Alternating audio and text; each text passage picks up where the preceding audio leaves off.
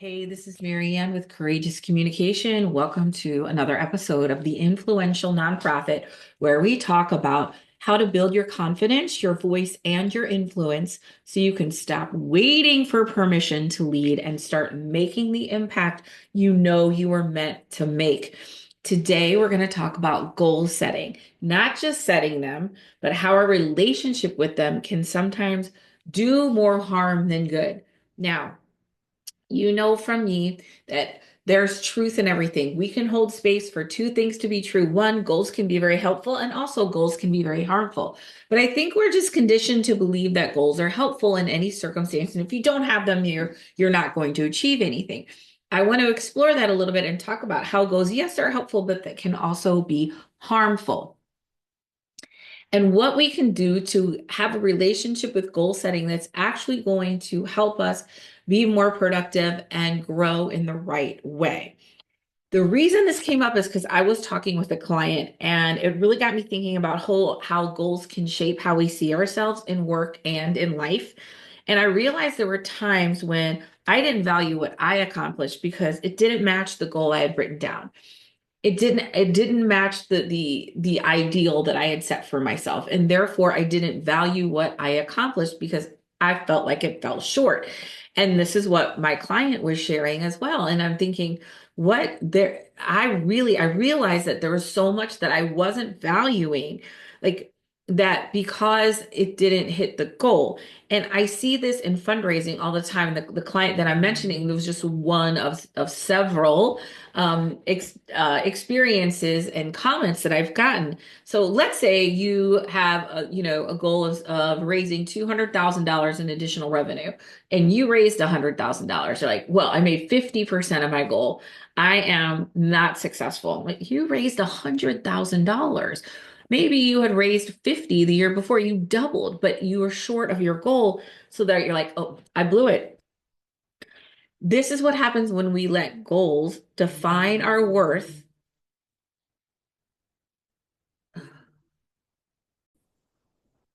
Now we know two things that from working with me that I want to bring forth right now before I get into more content. And one is that we can hold space for two things to be true. We're not going to be trapped in the binary, right? Goals good, goals bad. Which is it? We can have a way where we can have goals, but we can shift our relationship with them. And also, and if you know me and understanding the role of influence, is that an influential person has sovereignty, which means I don't let outer circumstances define me. Whether I reach that goal or not, I mean, yes, it can feel bad, but also it doesn't define my worth or value as a human, right? Not the no number defines me, not the money in the bank, and not the dollars raised, not the number on the scale. No, none of those things define me as a human. I define me. I'm the sovereign one. So I want to keep those two values in context as we explore this topic together.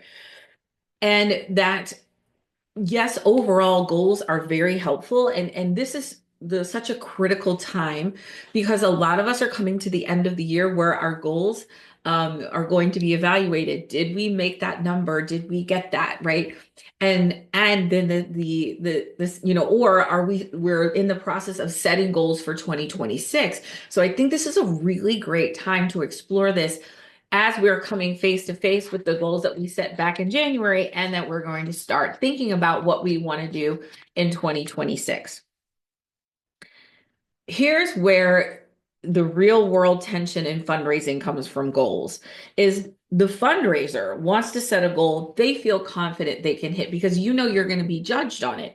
Something realistic because your value and your performance are judged by that number, right? You're going to get a review or something and they're going to say you're good or you're bad based on that number. But the board or the board president or someone in leadership or maybe your CEO is like, they want that high number because they think if I aim big enough, it'll inspire people, it'll make it happen. And so already in that, there's tension of like, you want it low, they want it high. So right from the start, there's a rub there, right? And the fundraiser feels pressure and even maybe resentment. like their experience isn't being trusted. And I have seen so many times over and over where boards or a leadership will create really unrealistic goals. And without the infrastructure or the manpower to actually make those happen, because as a fundraiser, you know what it takes to raise that, but they don't. So they think, especially, I want to say this is can especially be a problem if you're a first time development director or your organization has a development director for the first time, because they just think, oh my God, you're gonna make it rain. They don't realize it takes you 18 months to 2 years to build those relationships and start bringing money in. So the goal, the thing that was supposed to unite everybody and get everybody going, is already a source of tension.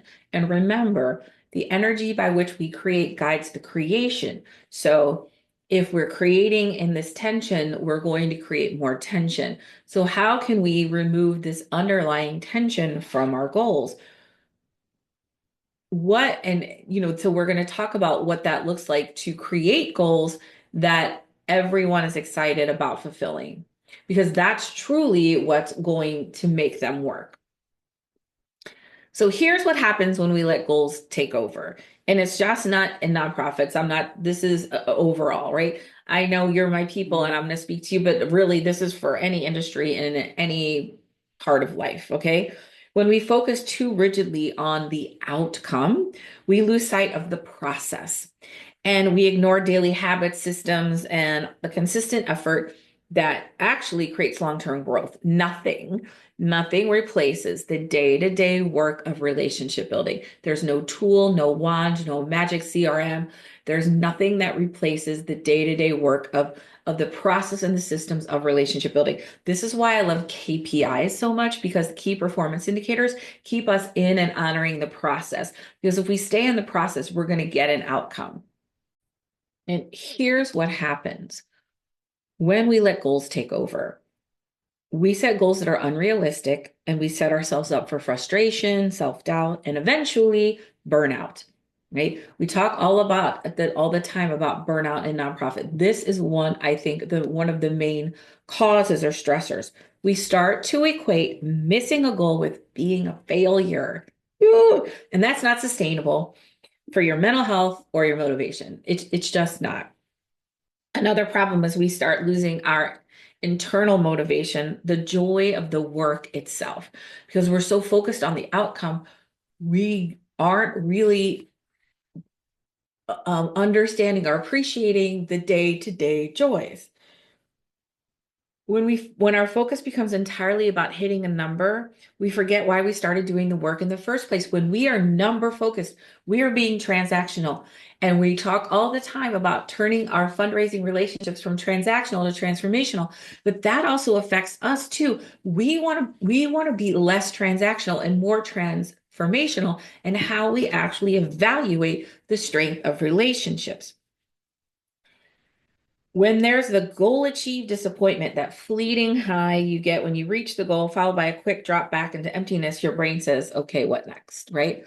You get it, and it's like a dopamine hit. Made that goal, great, wow, right? And then you go back. It's really interesting. In my old We would finish a project and it would just be like, oh yeah, that website launched. And like, okay, whoa, wait, hold on. It was this, oh, done, check, next thing. And I was encouraging the team that I worked with, like, let's stop and celebrate. Right? Let's pause and get excited, because I'm the same way. I am very future oriented. I am very like, oh, got it, next, got it, next. And I found in my own life, I wasn't really appreciating what I had achieved or accomplished because I was so focused on what needed to be done next. And I would just set another goal, waiting for the validation, that dopamine hit. And then it was just the endless cycle of craving and then disappointment and craving and disappointment. I think that's what happens to a lot of us. What we want is that sustainability, that the cultivation of our own sovereignty, our own intrinsic value, no matter the outer circumstance. And that is truly the definition of an influential person. And what I coach and train people on is how to hold myself sovereign in any circumstances. And when you are laser focused on one specific number or outcome, you develop really tunnel vision and you might miss other opportunities. a great partnership, an innovative idea, a shift that could move your mission in a way that you hadn't even thought about. Goals are great, but they can also lead us to what I remember what we're talking about is binary thinking, success or failure. Either you did it or you didn't. And that mindset completely erases partial project, partial progress, which is still progress. And here's one more danger that when the pressure gets too high, people can start cutting corners or making risky, even unethical decisions, all in the name of meeting the goal. So that's not they're bad, they're not bad people. I'm not saying that. It's just they've been conditioned to believe that the goal is everything. And they start doing desperate things in order to achieve. We may pressure a donor or um, make, maybe take money that doesn't feel right, all in the name of the goal. So over focusing on goals may compromise our behavior. And I'm not saying it has or you've done that, but and also that's some things that can happen if people feel that desperate. Okay, so now that we sort of understand the pitfalls of goals, let's talk about how we can reframe them and reshape them so that can serve us the best way possible. Goals themselves aren't bad. They can be powerful tools. And right? And so I'm not saying, remember, we're not here to decide if goals are bad or good. We're here to reframe our thinking. So what if we saw goals as a compass instead of a scorecard? It gives us direction, but it doesn't judge us.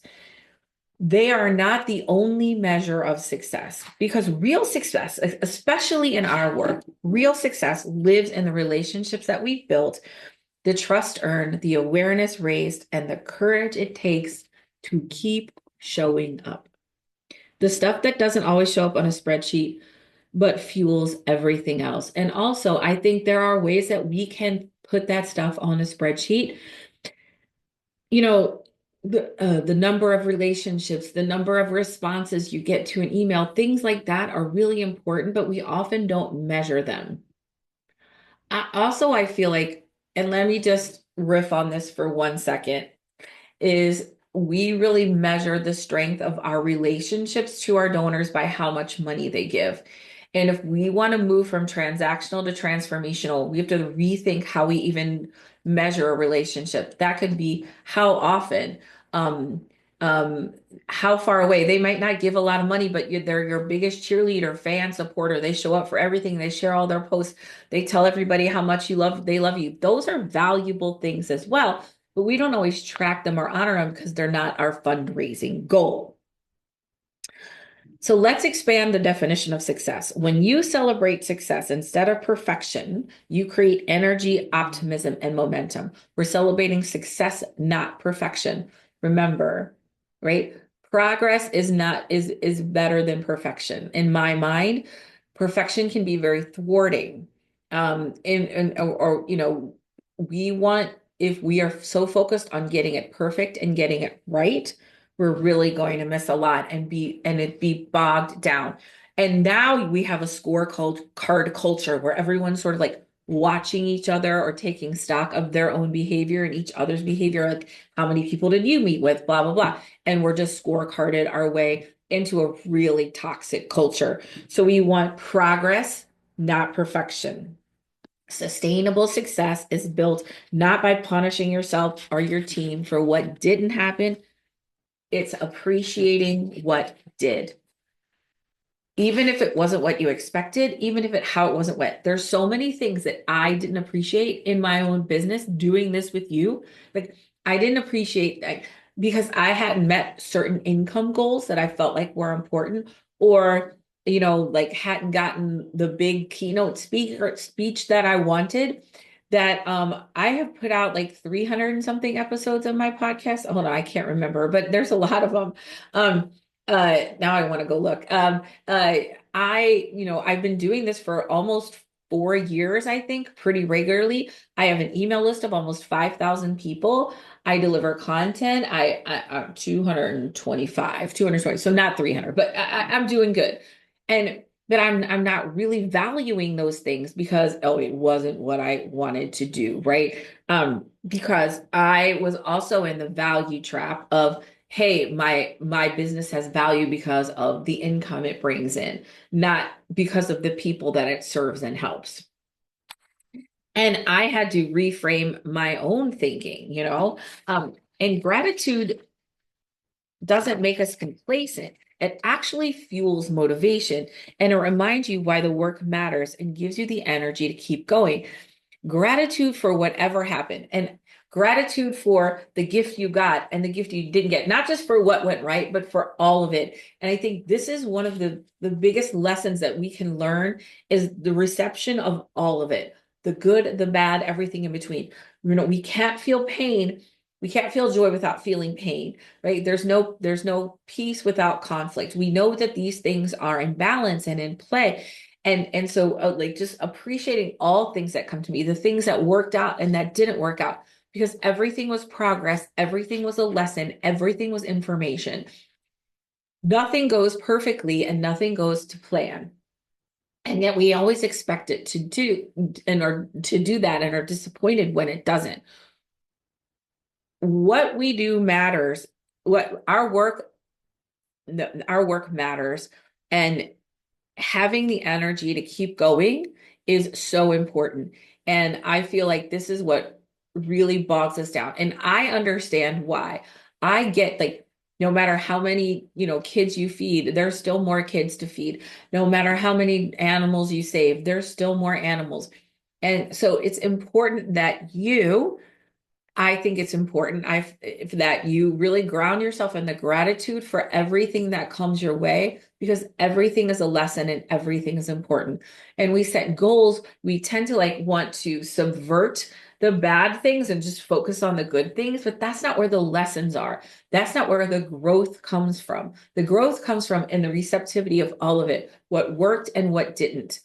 And when we have goals, and then now there's sort of like this inherent guilt and shame that's built into the goal that keeps us from like wanting to talk about what went right or what went wrong, lest it look bad because now we're living in the scorecard culture. So here's something for you to think about.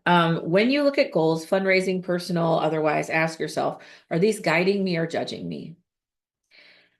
And if you didn't hit a goal, take a moment to look at what did happen. Was it growth, learning, connections that came from that effort? Because that's success too. It doesn't always come from the dollar sign. It doesn't always come from the money raised. And man, I wish we would really, really rethink how we focus on money. Because remember, I say this all the time, relationship first, the money will follow. So let's start setting relationship building goals. Setting goals like how many people you want to meet with, because if you're meeting with a lot of people, you're going to raise the money, right? Like if you are, how can we learn how we can create goals based on the kind of relationships that we want to have. But goals, money goals are easy to set because it's so concrete, it's so simple. Yet there are lots of ways that you can measure the strength of a relationship. You can look like engagement indicators like response rate, how many people open emails, clicks, event participation, volunteer engagement, social engagement. Are they commenting, sharing? All of those things measure the strength of a relationship. There's also personal communication. How many times do people reach out unprompted?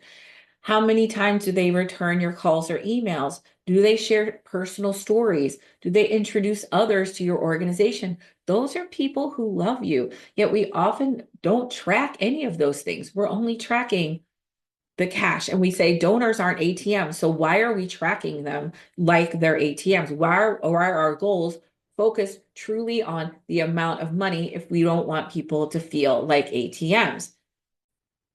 Instead of asking or tracking how much they give, we can track how connected they are to us and how much they trust us. Because if they're connected and they trust you, they will be giving, right? And it's such a more richer way to look at a relationship than just how much. I'm going to reshare the questions, your reflection questions. Are these goals guiding me or judging me? And that's something that you can look at and answer. And if you didn't hit a goal, just take a moment and reflect on what happened. What growth, learning, or connections came from that effort? Okay, so the takeaway, here we go. Big lesson. Goals should stretch us, not strain us. They should unite, connect us, not divide us. And they should inspire us to grow, not shame us for being human, right? It's about progress, not perfection. Goals guide our growth. They don't define our worth. And if you are setting goals that guide your growth, you will be growing and thriving in a culture that is grateful and excited and open and receptive. And that is a culture that is sustainable no matter the circumstances. And I know that I am recording this at the very end of October. You may not hear this until the middle of November or later, but I am thinking of you and I am rooting for you. And I know that you are doing your best to show up for the people that you serve every single day.